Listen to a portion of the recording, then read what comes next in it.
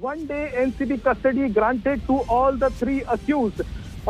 एक और खबर आ रही है कि बोलिए पंकज, बोलिए। Aryan Khan, Arbaaz Merchant, Munmun all remanded to 1 day NCB custody. तो हमने दोनों तरफ की जो दलीलें दी गई थी वो दर्शकों के सामने रखी। क्या क्या दलीलें रखी गई थी? हमने देखा सतीश मानी शिंदे ने किस तरीके से अपनी तरफ से आर्यन खान के लिए कहा था कि वो तो इनवाइटी थे और ये इस कहानी को नहीं रख सकते, उनकी तो कोई गलती है ही नहीं। ठीक है, मैं लौटूंगी आपके पास। इस वक्त की सबसे बड़ी खबर, आर्यन को 1 दिन की एनसीबी कस्टडी मिल गई है। 2 दिन की मांगी गई थी, 5 अक्टूबर तक की, लेकिन तीनों आरोपियों को 1 दिन की कस्टडी, यानी कि आर्यन खान शाहरुख खान के बेटे एनसीबी की कस्टडी में रहेंगे अब 1 दिनों के लिए।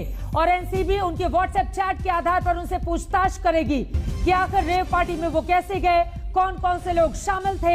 एक पूरी जो चेन जुड़ती हुई चली जा रही है उसको तोड़ने की कोशिश, उसको ब्रेक किए जाने की कोशिश यहाँ पर एनसीबी के अधिकारियों की ओर से की जाएगी।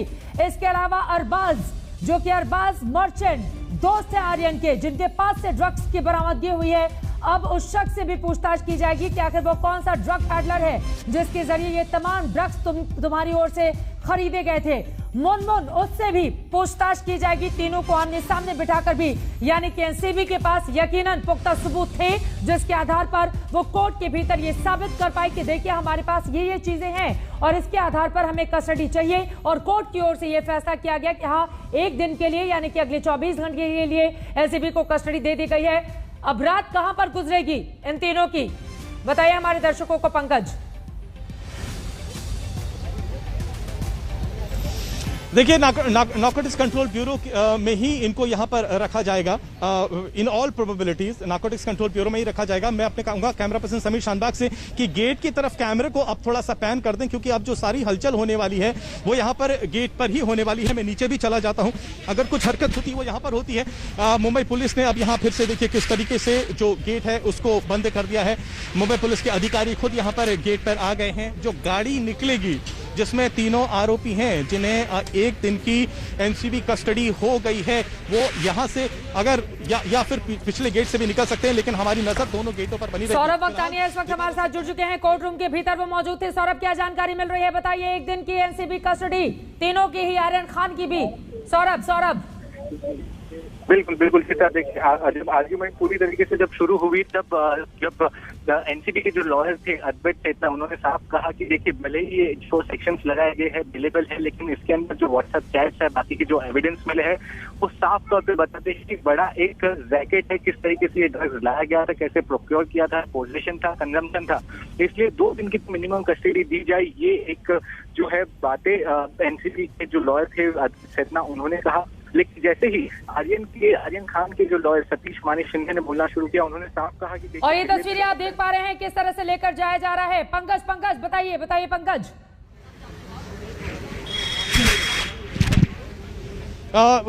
चित्रा, आप किला कोर्ट के बाहर का ये दृश्य देख रहे हैं। ये मेन गेट है जो मेरे कैमरा पर्सन समीर शानबाग इस वक्त आपको दिखा रहे हैं। मुंबई पुलिस का यहाँ पर जमावड़ा शुरू हो गया है, जिरह खत्म हो गई है, दलील देना खत्म हो गया है, जज ने अपना फैसला दे दिया है। अब कुछ ही देर में तीनों आरोपी यहाँ पर से बाहर निकलने वाले हैं। हालांकि हमने देखा कि किस तरीके से 2 दिन की रिमांड यहाँ पर मांगी गई थी नारकोटिक्स कंट्रोल ब्यूरो ने। हमने ये भी देखा, दर्शकों को बताया कि किस तरीके के आर्ग्यूमेंट्स दिए गए थे। लेकिन दूसरी तरफ सतीश मानी शिंदे ने आर्यन खान के लिए सबसे, क्योंकि जो पूरी इस वक्त जो फोकस बना हुआ है वो आर्यन खान से ही बना हुआ था। आखिर सतीश बिल्कुल, एक बार जल्दी से मैं सौरभ वक्तानिया के पास में चलूंगी। पंकज में आऊंगी, आप अपना कैमरा गेट पर ही लगा कर रखिए। सौरभ, विस्तार से जानकारी दीजिए, कोर्ट के भीतर क्या क्या हुआ, आपकी लगातार वहां पर मौजूदगी थी, वो कौन कौन सी चीजें थी जो एनसीबी के पक्ष में गई, जिसके बाद आज रात एनसीबी की कस्टडी में रहेंगे आर्यन खान, शाहरुख खान के बेटे और उनके दोनों दोस्त। सौरभ, चलिए सौरभ, मैं चाहूंगी जल्दी से सौरभ वक्तानिया को जोड़ा जाए, हमारे संवाददाता जिनके अंदर कोर्ट रूम के भीतर मौजूदगी थी पूरी की पूरी कार्रवाई को होते हुए। उन्होंने देखा है किसने क्या पक्ष रखा। अपनी बात को आगे बढ़ाइए पंकज।